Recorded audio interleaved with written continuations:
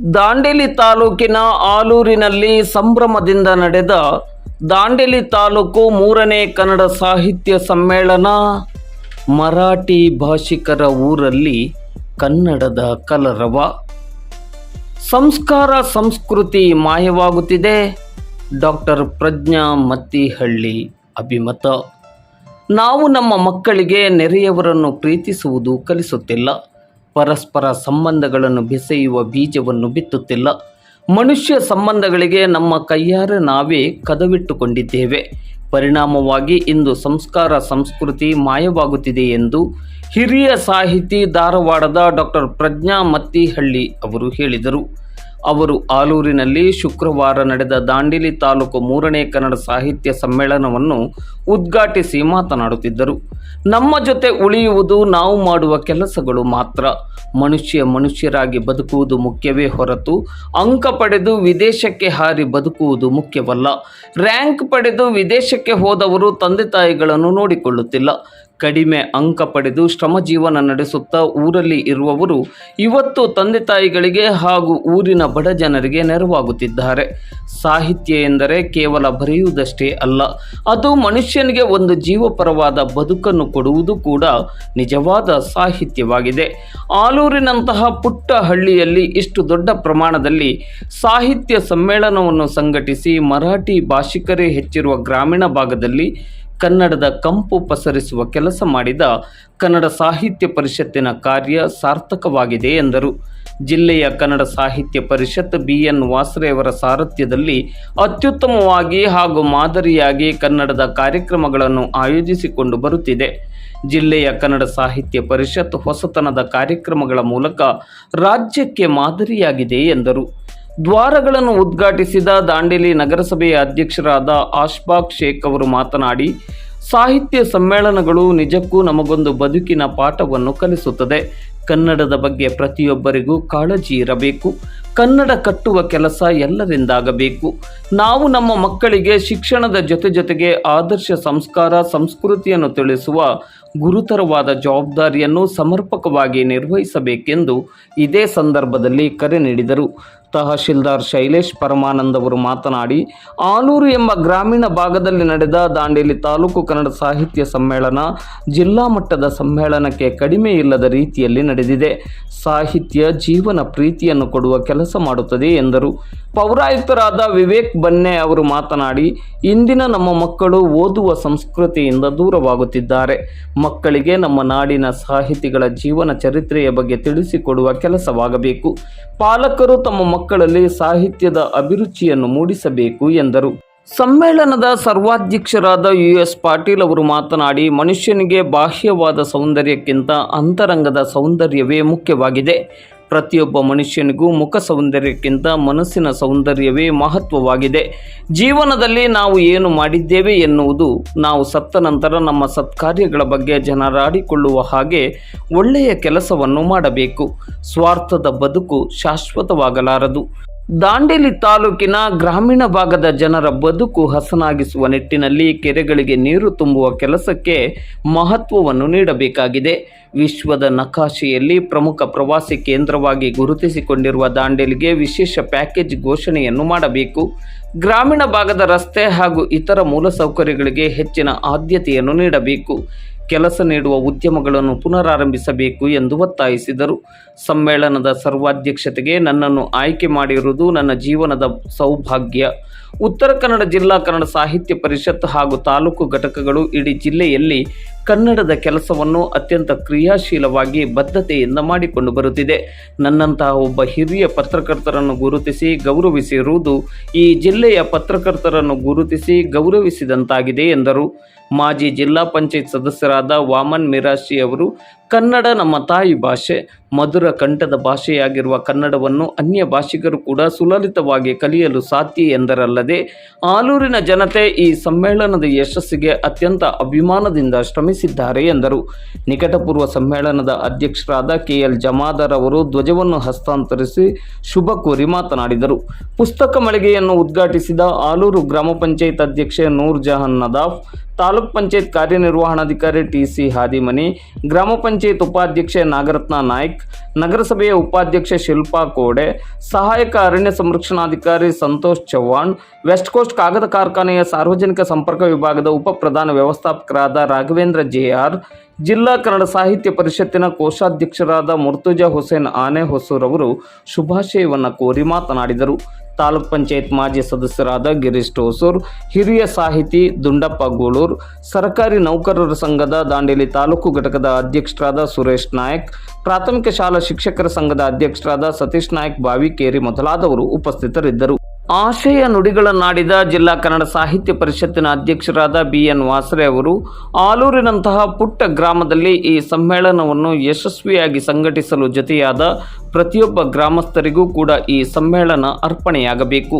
ಆಲೂರು ಇದು ಮರಾಠಿ ಬಂಧುಗಳೇ ಬಹುಸಂಖ್ಯಾತರಿರುವ ಊರಾಗಿದ್ದರೂ ಕೂಡ ಅವರ ಕನ್ನಡದ ಪ್ರೀತಿ ಇಡೀ ದೇಶಕ್ಕೆ ಮಾದರಿಯಾಗಿದೆ.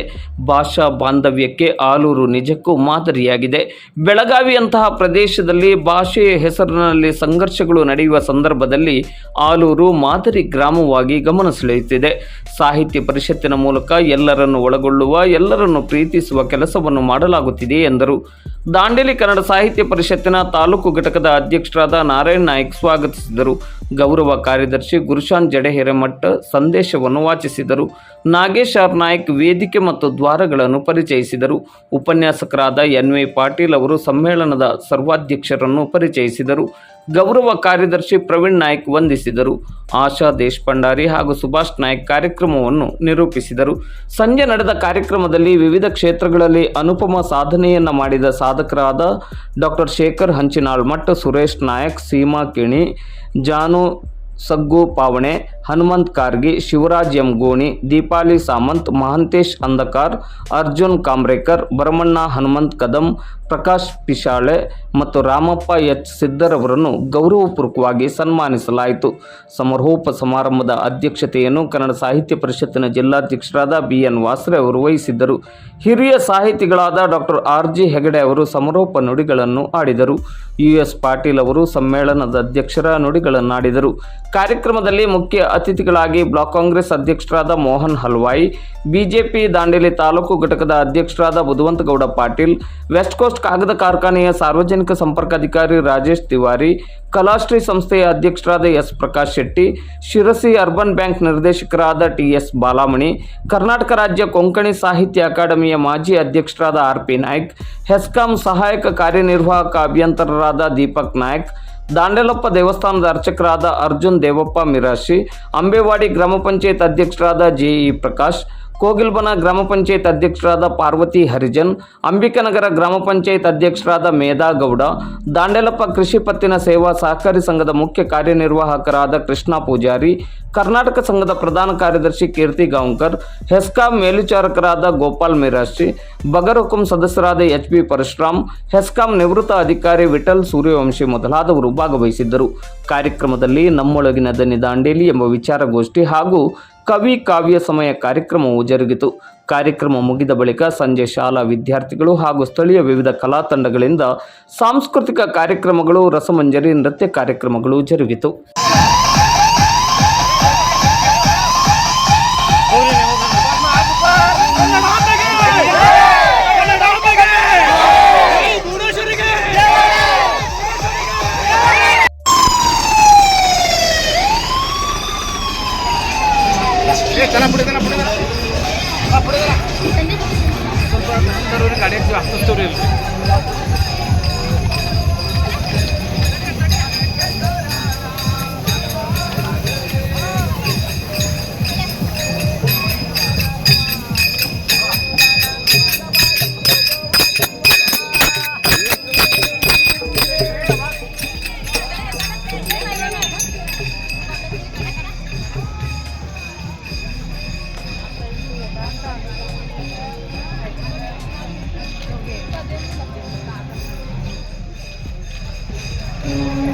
ನಮಸ್ಕಾರ.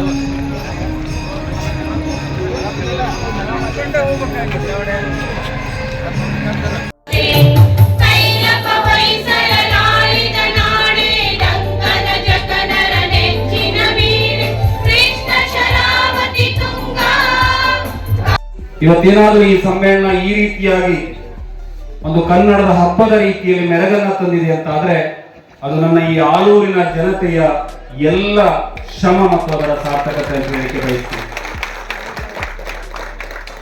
ಕೊನೆಯಲ್ಲಿ ಹೇಳಬೇಕಾಗಿರುವ ಮಾತನ್ನ ಈಗಲೇ ಹೇಳ್ತೇನೆ.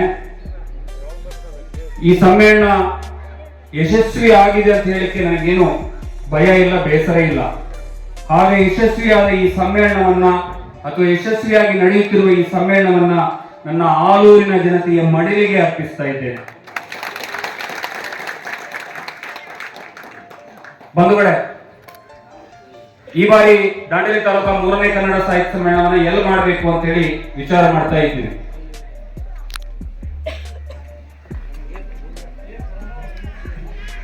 ಬೇರೆ ಎಲ್ಲಾದ್ರೂ ಮಾಡೋಣ, ಇವತ್ತು ನಗರವನ್ನು ಬಿಟ್ಟು ಬೇರೆ ಕಡೆ ಮಾಡೋಣ, ಗ್ರಾಮೀಣ ಭಾಗದಲ್ಲಿ ಮಾಡೋಣ ಎನ್ನುವ ಒತ್ತಾಸೆ ಕಾರ್ಯಕಾರಿ ಸಮಿತಿಯವರಿತ್ತು. ಬಹುಶಃ ಅವರಿಗೆ ಯಾರು ಹೇಳಿದ್ರು ಗೊತ್ತಿಲ್ಲ. ಕಾರ್ಯಕಾರಿ ಸಮಿತಿಯ ದಾಂಡೇಲಿ ತಾಲೂಕು ಘಟಕದವರು ನಿರ್ಧರಿಸಿದ್ರು, ಸರ್ ಈ ಬಾರಿ ಆಲೂರಿನಲ್ಲಿ ಸಮ್ಮೇಳನವನ್ನ ಮಾಡೋಣ ಅಂತ ಹೇಳಿ. ನನಗೆ ವಿಚಿತ್ರ ಆಯ್ತು. ಆಲೂರಿನಲ್ಲಿ ಹೋಗಿ ಸಮ್ಮೇಳನ ಮಾಡೋದು ಹೇಗೆ ಸಾಧ್ಯ? ಅಷ್ಟು ಚಿಕ್ಕದಾದ ಊರು. ಮುಂದೆ ಬರ್ತೇನೆ ಬೇರೆ ವಿಚಾರವನ್ನ ಹೇಳಿಕೆ. ಅಷ್ಟು ಚಿಕ್ಕದಾದ ಊರು, ಹೇಗೆ ಸಾಧ್ಯ? ಜಾಗವೇ ಇಲ್ಲ ಅಂತ ಹೇಳಿ ಈ ವಿಚಾರವನ್ನ ನಾವು ನಿರ್ಧರಿಸಿ ಈ ಭಾಗದ ಪ್ರಮುಖರಲ್ಲಿ ವಿಚಾರಿಸಿದಾಗ ನಮ್ಮ ತಾಲೂಕ್ ಪಂಚಾಯತ್ ಮಾಜಿ ಸದಸ್ಯರಾಗಿರ್ತಕ್ಕಂಥ ಕೋಸೂರ್ ಅವರು ಇರ್ಬೋದು, ಪರಶುರಾಮ್ ಅವರು ಇರ್ಬೋದು, ಇಂಥವ್ರ ಹತ್ರ ನಾವೆಲ್ಲರೂ ಚರ್ಚೆ ಮಾಡಿದಾಗ ತುಂಬಾ ಖುಷಿಯಿಂದ ಒಪ್ಕೊಂಡ್ರು. ಸರ್ ನಮ್ಮೂರಲ್ಲಿ ಒಂದು ಸಭೆ ಕರಿತೀವಿ, ನೀವು ಬಂದು ಇಲ್ಲೇ ಮಾತಾಡಿ ಅಂತ ಹೇಳಿದ್ರು. ನಾವು ತಹಶೀಲ್ದಾರ್ ಸರ್ ಮತ್ತು ಡಿಸಿ ಹಾದಿಮನಿ ತಾಲೂಕ್ ಪಂಚಾಯತ್ ಕಾರ್ಯನಿರ್ವಹಣಾಧಿಕಾರಿಗಳ ನೇತೃತ್ವದಲ್ಲಿ ಆಲೂರಿನಲ್ಲಿ ಒಂದು ಸಭೆಯನ್ನ ತಗೊಂಡ್ವಿ ಗ್ರಾಮ ಪಂಚಾಯತ್ ಕಾರ್ಯಾಲಯದಲ್ಲಿ. ನಾವೇನು ಇಬ್ಬರಿಗಾರವಿ, ನಮಗಿಂತ ಹೆಚ್ಚಿಗೆ ಜನ ಸೇರ್ಬಿಟ್ಟು ಅವರು ಸರ್ ನಾವು ಸಮ್ಮೇಳನವನ್ನ ಮಾಡ್ತೀವಿ ಅಂತ ಹೇಳಿದ್ರು. ಅಷ್ಟೇ ಅಲ್ಲ,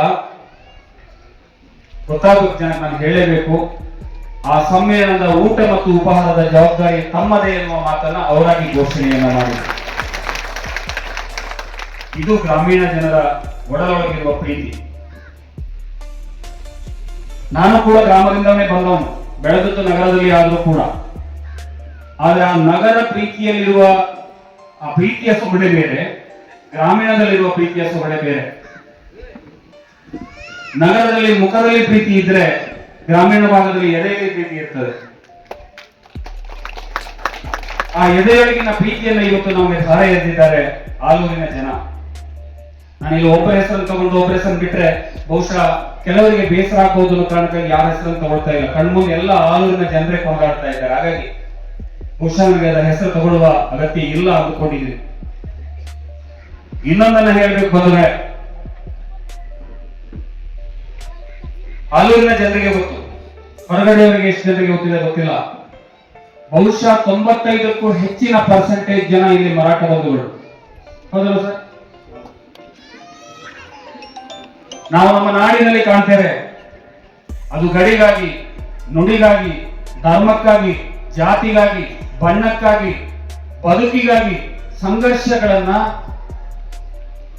ಮಾಡಿಕೊಂಡು ಮನಸ್ಸುಗಳನ್ನ ಕೆಡಿಸ್ಕೊಳ್ತಾ ಇರುವಂತಹ ಸಂದರ್ಭದಲ್ಲಿ ಮೊನ್ನೆ ಅಷ್ಟೇ ಬೆಳಗಾವಿ ಅಂತ ಊರಿನಲ್ಲಿ ಕೇವಲ ಒಂದು ಬಸ್ ನಿರ್ವಾಹಕನ ಮೇಲೆ ಒಂದು ಕ್ಷುಲ್ಲಕ ಕಾರಣಕ್ಕಾಗಿ ವಿವಾದವನ್ನು ಹೊತ್ಕೊಂಡು ಅದನ್ನೊಂದು ಜಾತಿಯ ಬಣ್ಣವೋ ಭಾಷೆಯ ಬಣ್ಣವೋ ಕಟ್ಟುವಂತಹ ಸಂದರ್ಭದಲ್ಲಿ ಇವತ್ತು ನನ್ನ ಆಲೂರಿನ ಎಲ್ಲಾ ಮರಾಠ ಬಂಧುಗಳು ಕನ್ನಡ ಸಾಹಿತ್ಯ ಸಮ್ಮೇಳನವನ್ನು ನಡೆಸಿಕೊಟ್ಟಿದ್ದಾರೆ ಅಂತ ಹೇಳಿಕೆ ನನಗೆ ನಿಜಕ್ಕೂ ಹೆಮ್ಮೆ ಇದೆ.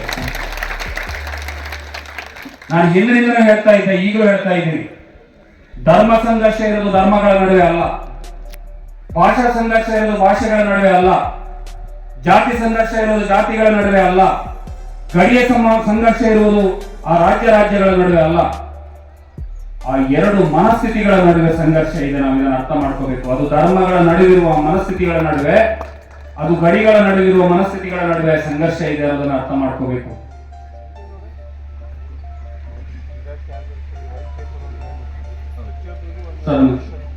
ಒಂದು ನಿಮಿಷ. ಮನಸ್ಥಿತಿಗಳ ನಡುವೆ ಸಂಘರ್ಷ ಇದೆ ಅನ್ನೋದನ್ನ ನಾವು ಅರ್ಥ ಮಾಡ್ಕೋಬೇಕು. ಹಾಗಾಗಿ ಬಂಧುಗಳೇ, ಇವತ್ತು ನಾವು ಈ ನಾಡನ್ನ ಕಟ್ಟುವ ಸಂದರ್ಭದಲ್ಲಿ, ಒಂದು ಸೌಹಾರ್ದತೆಯ ನಾಡನ್ನ ಕಟ್ಟುವ ಸಂದರ್ಭದಲ್ಲಿ, ಒಂದು ಸಮತೆಯ ನಾಡನ್ನ ಕಟ್ಟುವ ಸಂದರ್ಭದಲ್ಲಿ ಒಂದು ಜೀವಪರವಾದ ಬದುಕನ್ನ ಕಟ್ಟುವ ಸಂದರ್ಭದಲ್ಲಿ ಬಹುಶಃ ನಮಗೆ ಆಲೂರು ಮಾದರಿ ಆಗ್ಬಹುದು ಅನ್ನೋದನ್ನ ನಾವು ತಿಳ್ಕೊಳ್ಬೇಕಾಗ್ತದೆ. ಪ್ರೆಸ್ ಕ್ಲಬ್ನ ಉನ್ನತ ಹುದ್ದೆಯನ್ನು ಅಲಂಕರಿಸಿ ಪ್ರೆಸ್ ಕ್ಲಬ್ನ ಅಧ್ಯಕ್ಷರಾಗಿ, ಕಾರ್ಯದರ್ಶಿಗಳಾಗಿ, ದಾಂಡೇಲಿ ತಾಲೂಕು ಒಕ್ಕೂಟಗಳ ಅಧ್ಯಕ್ಷರ ಸಂಯೋಜಕರಾಗಿ, ಎಸ್ಕಾರ್ಡ್ನ ಕಾರ್ಯದರ್ಶಿಯಾಗಿ, ಹೀಗೆ ಹಲವಾರು ಸಂಘ ಸಂಸ್ಥೆಗಳನ್ನು ಕೊಟ್ಟು ಲಯನ್ಸ್ ಶಾಲೆಯನ್ನ ಕಟ್ಟಿ, ಲಯನ್ಸ್ ಶಿಕ್ಷಣ ಸಂಸ್ಥೆಯನ್ನ ಸ್ಥಾಪಿಸಿ ಹಲವಾರು ವರ್ಷಗಳಿಂದ ಬರಹಗಾರರಾಗಿ ಕೆಲಸ ಮಾಡಿ, ಪತ್ರಕರ್ತರಾಗಿ, ಈಗಲೂ ಕೂಡ ಪತ್ರಕರ್ತರಾಗಿ ಕೆಲಸ ಮಾಡ್ತಿರುವ ಕಳೆದ ಕೆಲವು ದಿನಗಳಿಂದ ಆರೋಗ್ಯ ಸರಿ ಇಲ್ಲ ಅವರಿಗೆ. ಆದ್ರೂ ಕೂಡ ನಮ್ಮ ಪ್ರೀತಿಗೆ ಕಟ್ಟಬಿದ್ದು ಇವತ್ತು ನಾವು ಹೆದರಿಕೆಯಲ್ಲಿದ್ದೇವೆ. ಹೇಳಿದ್ದೀನಿ ನನ್ನ ಸಂಘಟಕರಿಗೆ, ಅವರು ಮನೆಗೆ ಹೋಗ್ತೀನಿ ಅಂದ್ರೆ ಉದ್ಘಾಟನೆ ಅಂತ ಬಿಟ್ಕೊಡ್ಬೇಕು, ಸಮಾರೋಪಕ್ಕೆ ಬರ್ತಾರೆ ಅಂತ ಹೇಳಿ ಅವರಿಗೆ ಆ ವಿಶೇಷ ಸೌಕರ್ಯವನ್ನ ಕಲ್ಪಿಸಿ, ಅಂತಹ ನನ್ನ ಹಿರಿಯರು ನನಗೆ ಅನೇಕ ರೀತಿಯಲ್ಲಿ ಅವರ ಕಾರ್ಯಾಲಯದ ಹಿಂದ್ಗಡೆ ಒಂದು ಬೋರ್ಡ್ ಇದೆ, ಎಲ್ಲವೂ ವಿಫಲ ಆದಾಗ ತಾಳ್ಮೆಯು ಸಫಲ ಆಗ್ತದೆ ಅಂತ ಹೇಳಿ. ನಾವು ಸ್ವಲ್ಪ ಮುಂದುಡುಕೋರು ಕುಂಬರು ನಾವು ಅಂತ ಸಂದರ್ಭದಲ್ಲಿ ನನಗೆ ನೆನೆಸಿದ್ರು, ನೋಡು ಅಂತಿದ್ರು. ಹಾಗಾಗಿ ಆ ತಾಳ್ಮೆ, ಅಷ್ಟೊಂದು ತಾಳ್ಮೆ ನಮ್ಮಲ್ಲಿ ಇಲ್ಲದೆ ಸುಮ್ಮನೆ ಕನ್ನಡ ಶಾಲೆಗೆ ಮಕ್ಕಳನ್ನು ಕಳಿಸ್ರಿ ಅನ್ನೋದು, ಕನ್ನಡ ಮಾಧ್ಯಮದಲ್ಲಿ ಓದಿಸ್ರಿ ಅನ್ನೋದು, ಇದು ಕನ್ನಡವನ್ನ ಉಳಿಸುವ ಒಂದು ಹುಸಿ ಭ್ರಮಾತ್ಮಕವಾದ ಪ್ರಯತ್ನ ಮಾತ್ರ. ಹಾಗಾದ್ರೆ ಕನ್ನಡ ಶಾಲೆ ಮುಚ್ಚಿಸ್ಬಿಡ್ತೀರೇನ್ರಿ ಅಂತಲ್ಲ, ಎಲ್ಲವನ್ನೂ ಒಳಗೊಂಡಂತೆ ಎಲ್ಲ ಭಾಷಿಕರು, ಎಲ್ಲ ಧರ್ಮದ, ಎಲ್ಲ ಜನಾಂಗದ, ಎಲ್ಲ ಜನಮಾನಸಗಳನ್ನು ಒಳಗೊಂಡ ಈ ಬೃಹತ್ ಕರ್ನಾಟಕದಲ್ಲಿ ಒಂದು ನಾಡು ನುಡಿಯಾಗಿ, ಒಂದು ರಾಜ್ಯದ ಭಾಷೆಯಾಗಿ, ಎಲ್ಲರ ಪ್ರೀತಿಯ, ಮಮತೆಯ, ವಾತ್ಸಲ್ಯದ ಹಂದರದಲ್ಲಿ ಯಾವತ್ತೂ ಅರಳುವ ಕುಸುಮವಾಗಿ ಕನ್ನಡವನ್ನು ನಾವು ಉಳಿಸಬೇಕಾಗಿದೆ. ಸುಮ್ಮನೆ ಒಂದು ಭುವನೇಶ್ವರಿಯ ಫೋಟೋ ಆಗಿ, ಹಾರಾಡುವ ಒಂದು ಬಣ್ಣದ ಧ್ವಜವಾಗಿ ಅಷ್ಟಕ್ಕೆ ನಾವು ಉಳಿಸ್ಬಿಟ್ರೆ, ವರ್ಷಕ್ಕೊಂದ್ಸಲ ತಿಥಿ ಮಾಡಿ ಕಳಿಸುವಂತಹ ಒಬ್ಬ ಹಿರಿಯರ ಜಾಗದಲ್ಲಿ ನಾವು ಕನ್ನಡಾಂಬೆಯನ್ನು ಕೂರಿಸ್ಬೇಕಾಗ್ತದೆ. ಅದಕ್ಕೆ ಅರ್ಥ ಉಳಿಯುವುದಿಲ್ಲ. ಅದು ಯಾವಾಗಲೂ ನಮ್ಮ ಹೃದಯ ಕಮಲದಲ್ಲಿ ಬಂಡುಂಬುವ ಜೇನೊಣದಂತೆ ಕೂತ್ಕೋಬೇಕು ಅಂತಾದ್ರೆ ಅದಕ್ಕೆ ಜೀವ ಇರಬೇಕು, ಅದು ಸಜೀವವಾಗಬೇಕು, ಅದು ಕ್ರಿಯಾಶೀಲವಾಗಬೇಕು, ಅದು ಗುಂಗಾನಗೈಬೇಕು. ಆಗ ಅದೊಂದಿಷ್ಟು ಕೊರೆದರೂ ಕೂಡ, ಕಮಲವನ್ನು ಕೊರೆದಾಗಲೂ ಕೂಡ ಆ ಒಂದು ಬಂಡುಣ್ಣುವ ಜೇನು ಕಮಲದ ಒಂದು ಕಪ್ಪನ್ನು ಪಸರಿಸುವ ಕಾರ್ಯದಲ್ಲಿ ಅತ್ಯಂತ ಪ್ರಾಮಾಣಿಕವಾದ ಪ್ರಯತ್ನವನ್ನು ಹೇಗೆ ಮಾಡುತ್ತೋ ಹಾಗೆ ಇವತ್ತು ವಾಸರೆಯವರು ಒಂದು ಆಲೂರಿನಂತಹ ಪುಟ್ಟ ಗ್ರಾಮದಲ್ಲಿ ನಿಮ್ಮೆಲ್ಲರನ್ನ, ಮರಾಠಿ ಭಾಷಿಕರನ್ನ, ಕೊಂಕಣಿ ಭಾಷಿಕರನ್ನ, ನಿಮ್ಮೆಲ್ಲರನ್ನ ಒಳಗೊಂಡಂತೆ ಕನ್ನಡದ ನುಡಿತೇರನ್ನ ಎಳೀತಾ ಇದ್ದಾರೆ. ಬಹಳ ಅಭಿನಂದನೀಯವಾದ ಕಾರ್ಯ. ಹಳ್ಳಿಗಳಲ್ಲಿ ಜಾತ್ರೆಗಳನ್ನು ಮಾಡುವ ಹಾಗೆ ಕನ್ನಡದ ಹಬ್ಬಗಳು ನಡಿಬೇಕು. ಇಲ್ಲದೆ ಹೋದ್ರೆ ಏನಾಗ್ತದಂದ್ರೆ, ಒಂದು ಜಿಲ್ಲಾ ಕೇಂದ್ರ ಕಾರವಾರದಂತಹ ಕಡೆನೋ, ಧಾರವಾಡದಂತಹ ಕಡೆನೋ ಅಲ್ಲಿ ಈ ತರದ ಕಾರ್ಯಕ್ರಮಗಳು ಯಾವ ವಿಶೇಷವಾದಂತಹ ಸಂಚಲನವನ್ನು ಉಂಟು ಮಾಡೋದಿಲ್ಲ. ಯಾಕಂದ್ರೆ ಅಲ್ಲಿ ಜನರಿಗೆ ಇದು ದೊಡ್ಡ ವಿಷಯವೇ ಅಲ್ಲ. ಜಿಲ್ಲಾ ಸಾಹಿತ್ಯ ಸಮ್ಮೇಳನ ಹೋಗ್ಬೇಕು ಅಷ್ಟೇ. ಅದು ಅವರಿಗೆ ನೀವು ಒಂದು ವೇದಿಕೆಯನ್ನ ಕೊಟ್ರೆ, ಒಂದು ಮೈಕನ್ನ ಕೊಟ್ರೆ ಮಾತ್ರ ನಗರದ ಜನ ಬರ್ತಾರೆ. ಸುಮ್ಮನೆ ಬಂದು ಸಭಿಕರಾಗಿ ಕೂತ್ಕೊಳ್ರಿ ಅಂದ್ರೆ ಅಷ್ಟು ಟೈಮ್ ಇಲ್ರಿ ಅಂತಾರವರು. ಆದ್ರೆ ಹಳ್ಳಿಗಳಲ್ಲಿ ಹಾಗಲ್ಲ. ಹಳ್ಳಿಗಳಲ್ಲಿ ದ್ಯಾಮವ್ವನ ಜಾತ್ರೆ, ನಮ್ಮ ಮಾರಮ್ಮನ ಜಾತ್ರೆ, ಹಾಗೆಯೇ ಇದು ಕನ್ನಡದ ಜಾತ್ರೆ. ಇದನ್ನ ಪ್ರೀತಿಯಿಂದ, ಭಕ್ತಿಯಿಂದ, ಒಂದು ನಮ್ಮೂರ ಹಬ್ಬ ಅನ್ನುವ ಕಲ್ಪನೆಯೊಂದಿಗೆ ಆಚರಿಸುವಾಗ ನಿಜವಾದ ಸಂಭ್ರಮ, ನಿಜವಾದ ಒಂದು ಖುಷಿ ಇಲ್ಲಿ ನೆಲೆಸೋದನ್ನು ನಾವು ಕಾಣಬಹುದು. ಹಾಗಾಗಿ ಇಂತಹ ಒಂದು ಪುಟ್ಟ ಗ್ರಾಮಗಳಲ್ಲಿಯೇ ಎಲ್ಲ ತಾಲೂಕಿನ ಅಥವಾ ಜಿಲ್ಲೆಯ ಸಮ್ಮೇಳನಗಳು ನಡೆಯಲಿ. ಹಳ್ಳಿಗಳ ಮೂಲೆಗಳ ಪುಟಾಣಿ ವಿದ್ಯಾರ್ಥಿಗಳನ್ನ, ಮಕ್ಕಳನ್ನ ಕನ್ನಡ ತಲುಪಲಿ ಅನ್ನೋದು ವಾಸರೆಯವರ ಪ್ರಯತ್ನವನ್ನು ನೋಡಿದಾಗ ನನಗನ್ನಿಸುವಂತಹ ಮಾತು. ಸ್ನೇಹಿತರೆ, ಇವತ್ತು ಬಹಳಷ್ಟು ರೀತಿಯಲ್ಲಿ, ಬಹಳಷ್ಟು ವಿಧದಲ್ಲಿ ನಾವು ನಮ್ಮ ಸಾಹಿತ್ಯಾತ್ಮಕವಾದ ಚಟುವಟಿಕೆಗಳಿಂದ ದೂರ ಸರಿತಾ ಇದ್ದೇವೆ. ಒಂದು ಕಾಲದಲ್ಲಿ ಕೊಂಕಣಿ ಮನೆ ಮಾತಾದಂತಹ ಈಗ 150 ವರ್ಷಗಳ ಹಿಂದೆ ಕೊಂಕಣಿ ಮನೆ ಮಾತಾದಂತಹ ಒಬ್ಬ ಶಿಕ್ಷಕರು ವಾಸರೆಯವರು ನನ್ನೆಲ್ಲ ಕಾರ್ಯಕ್ರಮಗಳನ್ನ ಶಿಕ್ಷಕರು ಯಶಸ್ವಿಗೊಳಿಸ್ತಾರೆ ಅಂದ್ರು. ಆಗ ನನಗೆ ನೆನಪಾಗಿದ್ದೇನು ಅಂದ್ರೆ, ರಾಯಚೂರಿನಲ್ಲಿ ಕನ್ನಡದ 20ನೇ ಸಾಹಿತ್ಯ ಸಮ್ಮೇಳನ ನಡೆದಾಗ ಅದರ ಸರ್ವಾಧ್ಯಕ್ಷರಾದಂಥವರು ಪಂಜೆ ಮಂಗೇಶ್ ರಾಯ್ ಅವರು ಸಮ್ಮೇಳನಾಧ್ಯಕ್ಷರಾಗಿ ಒಂದು ಮಾತನ್ನು ಹೇಳ್ತಾರೆ, ಕನ್ನಡ ಉಳಿಯುವುದಿದ್ರೆ ಕನ್ನಡ ಶಾಲೆ ಶಿಕ್ಷಕರಿಂದ ಮಾತ್ರ. ನಾವು ಕನ್ನಡಿಗರಾಗಿ ಅಂತ ನಮಗೆ ಹೇಳುವ ಹೆಮ್ಮೆ ಏನಂದ್ರೆ, ಆ ಭಾಷೆನಲ್ಲಿ ಅಷ್ಟೇ ಡೀಪ್ನೆಸ್ ಮತ್ತು ವರ್ಡ್ಸ್ ನಲ್ಲಿ ಏನು ಮಹತ್ವ ಇದೆ. ಆ ಮಹತ್ವ ನಾನು ಕನ್ನಡ ಮೀಡಿಯಂ ಸ್ಟೂಡೆಂಟ್ಸ್ ಅಲ್ಲ, ಆದ್ರೂ ಎಲ್ಲ ವಿಷಯ ನಾನು ಇಂಗ್ಲಿಷ್ ಇರ್ಬೋದು, ಉರ್ದು ಇರ್ಬೋದು, ಹಿಂದಿ, ಮರಾಠಿ, ಕೊಂಕಣಿ ಜೊತೆಗೆ ನಾನು ಕನ್ನಡನು ಮಾತಾಡ್ತಾ ಇದ್ದೇನೆ. ಆದ್ರೂ ನಮಗೆ ಯಾವಾಗಲೂ ಅಧ್ಯಯನ ಅಥವಾ ಓದುವಾಗ ನಾನು ನೋಡ್ತಾ ಇದ್ದೇನೆ, ಆ ಡೀಪ್ನೆಸ್ ನನಗೆ ಬಹಳ ಕನ್ನಡದಲ್ಲಿ ಸಿಗ್ತಾ ಇದೆ ಮತ್ತು ನಾನು ಅದಕ್ಕೆ ಅನುಭವಿಸ್ತಾ ಇದ್ದೇನೆ. ಜೊತೆಗೆ ನಮ್ಮ ವಾಸನೆಯವರು, ನಾನು ಹಲವಾರು ವರ್ಷದಿಂದ ರಾಜಕೀಯದಲ್ಲಿ ಇರುವಾಗಲೂ ಈ ತರ ಸಾಹಿತ್ಯ ಮತ್ತು ಈ ಕನ್ನಡ ಲ್ಯಾಂಗ್ವೇಜಿಗೆ ಸಾಹಿತ್ಯದಿಂದ ಏನು ಕೊಡುಗೆ ಇದೆ, ಅವರು 3 ವರ್ಷ ಆಗಿದೆ. ಈ ಜಿಲ್ಲೆಯ 12ನೇ ತಾಲೂಕಾಗಿ ರಚನೆಗೊಂಡ ನಂತರ ಪ್ರಥಮ ಬಾರಿ ಗ್ರಾಮ ಮಟ್ಟದಲ್ಲಿ ನಾವು ಇದು ಕನ್ನಡ ಸಾಹಿತ್ಯ ಸಮ್ಮೇಳನ ಆಚರಿಸ್ತಾ ಇದ್ದೇವೆ. ಈಗಾಗಲೇ ಪ್ರಾಸ್ತಾವಿಕವಾಗಿ ವಾಸರೆಯವರು ಆಲೂರು ಜನತೆಯ ಬಗ್ಗೆ ಹಾಗೂ ಈ ಸಾಹಿತ್ಯ ಸಮ್ಮೇಳನ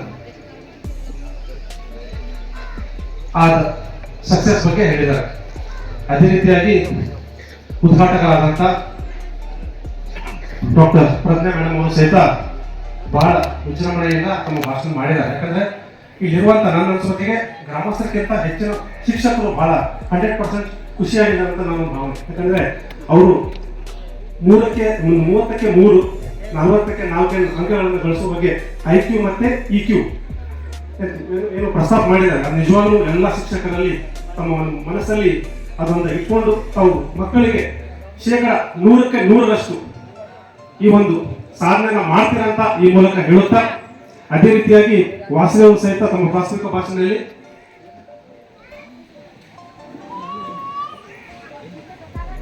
ಪ್ರವಾಸೋದ್ಯಮ ನಗರ, ಕೈಗಾರಿಕೆ ನಗರ, ಸಾಗವಾನಿ ನಗರ ಅಂತ ಹೇಳಿ ಕೊನೆಯದಾಗಿ ಈ ದಾಂಡೇಲಿ ತಾಲೂಕನ್ನ ಸಾಂಸ್ಕೃತಿಕ ನಗರವನ್ನಾಗಿ ಖಂಡಿತವಾಗಿ ಇದಾಗುತ್ತೆ ಅಂತೇಳಿ ನಾವು ಈ ಒಂದು ವೇದಿಕೆ ಮೂಲಕ ತಮ್ಮೆಲ್ಲರನ್ನ ಖಂಡಿತವಾಗಿ ಆಶ್ವಾಸನೆ ನೀಡುತ್ತಾ, ಅದೇ ರೀತಿಯಾಗಿ ಮುಂಬರುವ ದಿನಗಳಲ್ಲಿ ಆಕ್ಚುಲಿ ಸಾಹಿತಿಗಳು, ಕವಿಗಳು ಹೆಚ್ಚು ಮಾತಾಡ್ತಾರೆ, ಆದರೆ ಇನ್ನು ಬಹಳಷ್ಟು ಜನ ಮಾತಾಡಲಿದ್ದಾರೆ. ಹಾಗಾಗಿ ನಾನು ಈ ಒಂದು ಸಾಹಿತ್ಯ ಸಮ್ಮೇಳನ ಈ ಗ್ರಾಮದಲ್ಲಿ, ಆಲೂರು ಗ್ರಾಮದಲ್ಲಿ ಮರಾಠಿ ಸಮ್ಮೇಳನವನ್ನ ಕನ್ನಡ ಸಾಹಿತ್ಯ ಸಮ್ಮೇಳನವನ್ನ ಪರಿವರ್ತನೆಗೊಂಡಿದೆ ಅಂತ ಈ ಮೂಲಕ ಹೇಳುತ್ತಾ ನಾನು ಒಂದು 4 ಮಾತನ್ನು ಮುಗಿಸ್ತೇನೆ. Thank you.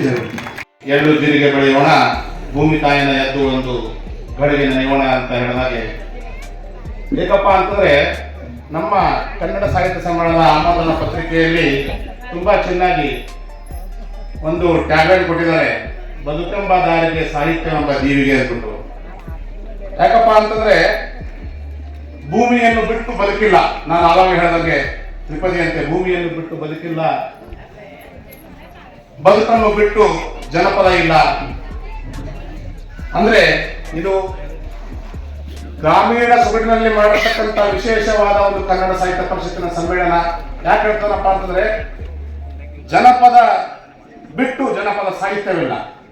ಸೊ ಜನಪದ ಸಾಹಿತ್ಯ ಒಂದು ಅಥವಾ ಯಾವುದೋ ಒಂದು ಸಾಹಿತ್ಯ ನಾವು ಪುಸ್ತಕಗಳನ್ನು ಓದುವುದರ ಮುಖಾಂತರ ಅಥವಾ ಡಿಗ್ರಿಗಳನ್ನು ಪಡೆಯುವುದರ ಮುಖಾಂತರ ಬರುವುದಿಲ್ಲ. ಇದು ಸಮುದಾಯದ ಸೃಷ್ಟಿ, ಜನಗಳ ಸೃಷ್ಟಿ. ಯಾಕಂದ್ರೆ ತನ್ನಿಂದ ತನ್ನಷ್ಟಕ್ಕೆ ತಾನೇ ಹುಟ್ಟಿಕೊಂಡಿರತಕ್ಕಂಥ ಒಂದು ಸಾಹಿತ್ಯ, ತಮ್ಮ ಆಡು ಭಾಷೆಯಲ್ಲಿ, ತಮ್ಮ ದಿನನಿತ್ಯದ ಚಟುವಟಿಕೆಗಳಲ್ಲಿ, ತಮ್ಮ ಸಂಬಂಧಗಳಲ್ಲಿ ಹುಟ್ಟಿಕೊಂಡಿರ್ತಕ್ಕಂಥ ಸಾಹಿತ್ಯವೇ ನಮ್ಮ ಜನಪದ ಸಾಹಿತ್ಯ. ಮುಂದೆ ಸಹ ನಮ್ಮ ಸಾಮಾಜಿಕ ಕಳಕಳಿಯ ಭಾಗವಾಗಿ ಹಾಗೂ ದಾಂಡೇಲಿ ಭಾಗದ ಒಂದು ಹಿರಿಯ ಕಾರ್ಖಾನೆಯಾಗಿ ಯಾವುದೇ ಸಮಾಜದ ಆಗುಹೋಗುಗಳಲ್ಲಿ ಭಾಗವಹಿಸಿ ಅವರ ಜೊತೆ ನಾವು ಕಾರ್ಮಿಕರ, ನಾವು ಬರೀ ಫ್ಯಾಕ್ಟರಿ ನಡೆಸೋದು ಅಷ್ಟೇ ಅಲ್ಲ, ನಾವು ಜನಗಳ ಜೊತೆ ಇದ್ದೀವಿ ಅಂತ ತಿಳಿಸುತ್ತಾ ನಮ್ಮ ಕೈಲಾದ ಸಹಾಯವನ್ನು ಈ ಮೂಲಕ ನಾವು ಮಾಡ್ತಾ ಇದ್ದೀವಿ, ಮುಂದೇನು ಮಾಡ್ತೀವಿ ಅಂತ ತಿಳಿಸುತ್ತಾ ಇದು ಎಲ್ಲರೂ ಹೇಳಿದ್ರು. ಒಂದು ಚಿಕ್ಕ ಕನ್ನಡಕ್ಕಾಗಿ ನಾವು ಒಂದು ಚಿಕ್ಕ ಒಂದೇ ಒಂದು ದೇಣಿಗೆ ಕೊಡಬೇಕು. ಏನಂದ್ರೆ ಅಟ್ಲೀಸ್ಟ್ ಕನ್ನಡದಲ್ಲಿ ನಾವು ಮನೆಯಲ್ಲಿ ಅಪ್ಪ ಅಮ್ಮ ಅಂತ ನಾವು ಕರೆಸ್ಕೊಂಡ್ರೆ ಸಾಕು ಅನ್ನೋಂಥ ಪರಿಸ್ಥಿತಿ ಈಗ ಎಲ್ಲ ಮನೆಗಳಲ್ಲಿ ಬಂದಿದೆ. ಈಗ ಏನಂದ್ರೆ ಎಲ್ಲರೂ UKG ಇಂದ ಹಿಡಿದು ಬಾಲವಾಡಿ ಮೊದಲೆಲ್ಲ ಬಾಲವಾಡಿಗೆ ಹೋಗ್ತಿದ್ವಿ. ಬಾಲವಾಡಿಯಲ್ಲಿ ಒಳ್ಳೆ ಹಳ್ಳಿಗಳಲ್ಲಿ ಮಾತ್ರ ಬಾಲವಾಡಿ ಕಾಣಿಸ್ತೀವಿ. ನಾವು ಸಿಟಿಗೆಲ್ಲ UKG ಇಂದ LKG ಇಂದ ಎಲ್ಲರೂ ಕಾನ್ವೆಂಟ್ ಸ್ಕೂಲಲ್ಲಿ ಸೇರಿಸಿದ ಕಾರಣ ಮಕ್ಕಳು ಎಲ್ಲರೂ ಮಮ್ಮಿ ಡ್ಯಾಡಿ ಅಂತ ಹೇಳ್ತಾರಾಗಲಿ. ಈಗ ಸಾರ್ವಜನಿಕವಾಗಿ ನಾವು ನಮ್ಮ ತಂದೆ ತಾಯಿಗಳನ್ನ ಅಪ್ಪ ಅಮ್ಮ ಅಂತ ಕರ್ಸ್ಕೋಬೇಕಂದ್ರೆ ನಾವು 2-3 ಸತಿ ಯೋಚನೆ ಮಾಡ್ತೀವಿ. ಯಾಕಂದ್ರೆ ಮಕ್ಕಳಿಗೆ ಅಷ್ಟು ಕೀಳರಿಮೆ ಬರೋ ಹಾಗೆ ಕನ್ನಡ ಸಾಹಿತ್ಯವನ್ನ ನಾವು ಕನ್ನಡವನ್ನ ಆ ರೀತಿ ಮಾಡ್ತಿದ್ವಿ. ಮನೆಯಲ್ಲಿ ಮಾತಾಡಿ ಅದಕ್ಕೆ ಹೊರಗಡೆ ಯಾಕೆ ಮಾತಾಡಬೇಕು ಅನ್ನೋ ಒಂದು ಕೀಳರಿಮೆ ನಮ್ಮ ಕನ್ನಡದಲ್ಲಿ ಇದೆ. ಹಾಗಾಗಿ ಆ ಕೀಳರಿಮೆಯನ್ನು ನಾವು ತೊಡೆದು ನಾವು ಕನ್ನಡವನ್ನು ಸಾರ್ವಜನಿಕವಾಗಿ ಮಾತಾಡ್ಬೋದು. ಕನ್ನಡ ನಮ್ಮ ತಾಯಿ ಭಾಷೆ, ಇದು ಒಂದು ಪುರಾತನ ಭಾಷೆ ಅಂತ ನಿಮ್ಗೆಲ್ಲರಿಗೂ ಗೊತ್ತು. ಹಾಗಾಗಿ ನಾವು ಕನ್ನಡವನ್ನು ನಮ್ಮ ಹೃದಯ ಭಾಷೆಯಾಗಿ ಮಾಡಿಕೊಂಡ್ರೆ ಮಾತ್ರ ನಾವು ಕನ್ನಡವನ್ನು ನಾವು ಮುಂದಿನ ದಿನಮಾನಗಳಲ್ಲಿ ಉಳಿಸಿ ಬೆಳೆಸೋದು ಕೂಡ ಸಾಧ್ಯ ಆಗುತ್ತೆ. ಗುರುಕುಲ ಪರಂಪರೆ ಸಮಾಜ ನಾನು ನಮ್ಮ ಕೈಯಿಲ್ಲ. ನಮ್ಮ ಗುರು जगतगुरु बाबा अम्बेडकर जगतगुरु चेहरे तो तोड़ने को जिसको चढ़ना नहीं चेहरे तो तोड़ने को मेरे कसम ಅಂತ ನಾವೇನು ಹೋಗ್ತಿದ್ದಿಲ್ಲ ಸರ್. ಮಾತಿನ ಸರ್ ದೇಶದಲ್ಲಿ ಇರ್ತಿದ್ದಿಲ್ಲ. ನಾನು ಸಮಾಜ ಪ್ಯಾಕ್ ಮಾಡಿದ್ರಿ ದೇಶದಲ್ಲಿ ಹಾಕೋರು ಹೋಗ್ತಿಲ್ಲ. ನಾಳೆ ಇಟ್ಕೊಳ್ಳ ಮನೆ ಕಾಯಿ ಮಾಡಿ ಯಾರು ಹೇಳಿದ್ರಿ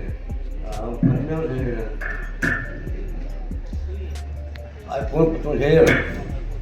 ಈಗ ನಿಮಗೆ ನಮ್ಮ ಚೇರ್ ಮೇಲ್ಸರಿ ಪ್ರೋಗ್ರಾಮ್ ಕೇಳಿ ಹೋಗಿರ್ತಾರೆ. ಅವ್ರು ಫೋನ್ ಮಾಡಿದ್ರು ಈಗ ಹೋಗ್ತಾರೆ ತೋಡಾನೆ ಇದು ಕನ್ನಡ.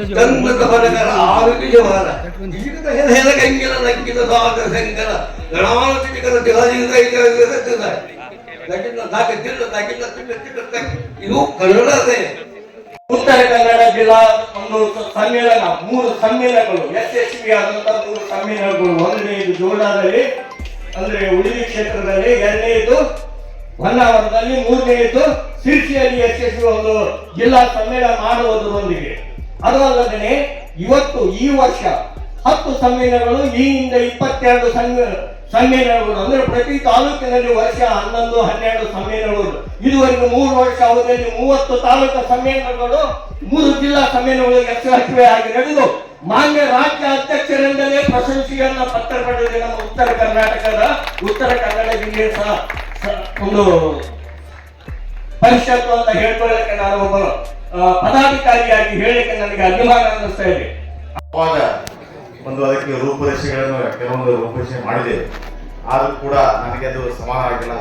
ನಮ್ಮ ಊರಿನ ಎಲ್ಲ ಹಿರಿಯರನ್ನು ಮತ್ತು ಎಲ್ಲ ಸಂಬಂಧ ಜನತೆಯನ್ನು ಕರೆದು ಮೀಟಿಂಗ್ ಮಾಡಿ ಅದಕ್ಕೆ ಇಂಥ ಒಂದು ಅಭೂತಪೂರ್ವ ಒಂದು ಕಾರ್ಯಕ್ರಮ 6 ಗ್ರಾಮದಲ್ಲಿ ನಡೀತಾ ಇದೆ. ಬೇರೆ ಗ್ರಾಮದಲ್ಲಿ ಸುಮಾರು ಜಾತ್ರೆಗಳು ನಡೀತಾ ಇದ್ದಾವೆ. ಅಂಥದ್ರಲ್ಲಿ ನಮ್ಮ ಅಕ್ಷಯ ಜಾತ್ರೆ ನಾವು ಯಾಕೆ ಮಾಡಬಾರ್ದು ಅನ್ನುವಂಥ ಆಶಯ ವ್ಯಕ್ತಪಡಿಸಿದಾಗ ನಾವೆಲ್ಲರೂ ಈ ಕಾರ್ಯಕ್ರಮಕ್ಕೆ ಓಂಕಾರ ಮಾಡಿದ್ದೇವೆ. ಅದೇ ರೀತಿಯಾಗಿ ತಮ್ಮೆಲ್ಲರ ಒಂದು ಆಶೀರ್ವಾದ ಮತ್ತು ಎಲ್ಲರ ಪ್ರೀತಿಯಿಂದ ಒಮ್ಮತದಿಂದ ಈ ಕಾರ್ಯಕ್ರಮವನ್ನು ನಾವು ಮಾಡ್ತಾ ಇದ್ದೇವೆ. ಈ ಕಾರ್ಯಕ್ರಮದ ಅಧ್ಯಕ್ಷರಾಗಿ ದಾಂಡೇಲಿ ನಾನು ಕಂಡಂತೆ ಕರ್ನಾಟಕ ರಾಜ್ಯದ ಅತ್ಯಂತ ಸಣ್ಣ ತಾಲೂಕುಗಳ ಪೈಕಿ ದಾಂಡೇಲಿ ಕೂಡ ಒಂದು. ಕೇವಲ 60,000-70 ಸಾವಿರ ಜನಸಂಖ್ಯೆಯನ್ನು ಹೊಂದಿರತಕ್ಕಂಥ ಈ ಒಂದು ತಾಲೂಕಿನಲ್ಲಿ ಇಷ್ಟೊಂದು ಅಭೂತಪೂರ್ವವಾಗಿ ಈ ಒಂದು ಕನ್ನಡ ಸಾಹಿತ್ಯ ಸಮ್ಮೇಳನವನ್ನು ಏರ್ಪಾಡು ಮಾಡಿದ್ದೀರಿ. ಈ ಒಂದು ಯಶಸ್ವಿ ಸಾಹಿತ್ಯ ಸಮ್ಮೇಳನವನ್ನು ಏರ್ಪಾಡು ಮಾಡಿರ್ತಕ್ಕಂಥ ಈ ಒಂದು ಸಾಹಿತ್ಯ ಪರಿಷತ್ತಿನ ಎಲ್ಲ ಪದಾಧಿಕಾರಿಗಳು, ಈ ಒಂದು ಕಾರ್ಯಕ್ರಮಕ್ಕೆ ಸಹಕರಿಸಿರ್ತಕ್ಕಂಥ ಗ್ರಾಮ ಪಂಚಾಯತಿನ ಎಲ್ಲ ಪದಾಧಿಕಾರಿಗಳು ಹಾಗೂ ಹಲವು ಗ್ರಾಮಸ್ಥರು ಹಾಗೂ ಭಾಗವಹಿಸಿರ್ತಕ್ಕಂಥ ತಮ್ಮೆಲ್ಲರಿಗೂ ಕೂಡ ಕನ್ನಡ ಅಭಿಮಾನಿಯಾದ ನನ್ನ ಹೃದಯಪೂರ್ವಕ ಧನ್ಯವಾದಗಳನ್ನು ಅರ್ಪಿಸುತ್ತೇನೆ. ಎರಡನೇದಾಗಿ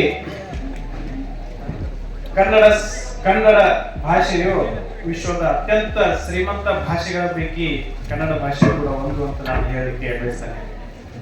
ಅತಿ ಹೆಚ್ಚು ಜ್ಞಾನಪೀಠ ಪ್ರಶಸ್ತಿಗಳನ್ನು ಪಡೆದಿರತಕ್ಕಂಥ ಭಾಷೆ ಕೂಡ ಕನ್ನಡ ಭಾಷೆ ಅಂತಕ್ಕಂಥದ್ದನ್ನ ನಿಮ್ಗೆ ಗೊತ್ತಿರ್ತಕ್ಕಂಥ ವಿಚಾರ. ಅದ್ರ ಜೊತೆಗೆ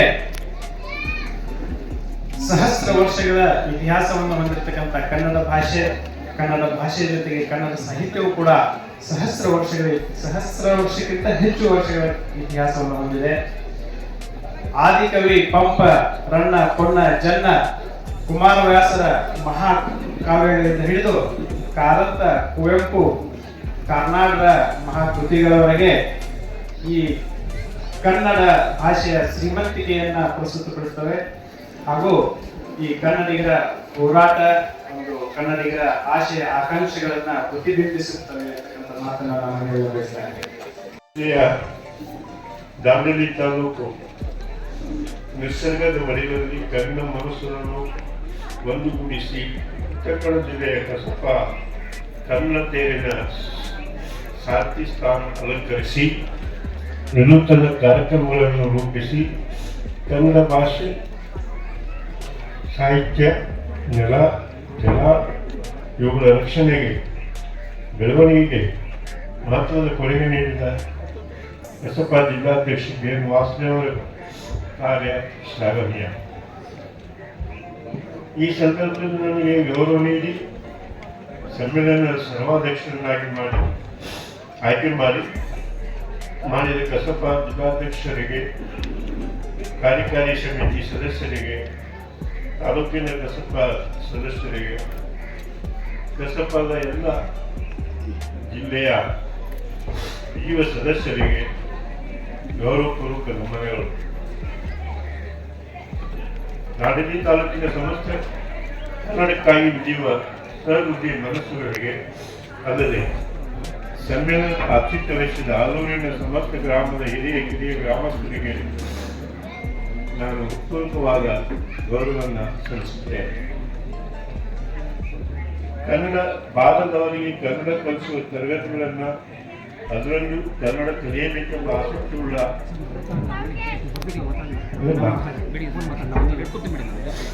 ಅಲ್ಲ ಎಷ್ಟು ಆಗ್ತದೆ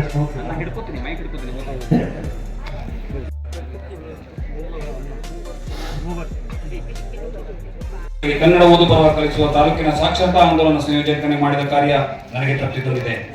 ಉಳುವೆಚ್ಚಿ ಚನ್ನಬಸವೇಶ್ವರ ಪವಿತ್ರ ಕ್ಷೇತ್ರದಲ್ಲಿ ದಾಂಡೇಲಿಯ ಜಗಜ್ಯೋತಿ ಶ್ರೀ ಬಸವೇಶ್ವರ ಸಮಿತಿ ಅಧ್ಯಕ್ಷನಾಗಿ ಬಸವಣ್ಣನ ಮೂರ್ತಿ ಸ್ಥಾಪನಾ ಕಾರ್ಯ ಎಲ್ಲ ದಾನಿಗಳ ಪ್ರೋತ್ಸಾಹದಿಂದ ಅಂದಾಜು 80 ಲಕ್ಷ ರು ವೆಚ್ಚದಲ್ಲಿ ಪೂರ್ಣಗೊಂಡಿದ್ದು ಒಂದು ಅಮರವಾದ ಕಾರ್ಯವಾಗಿದೆ.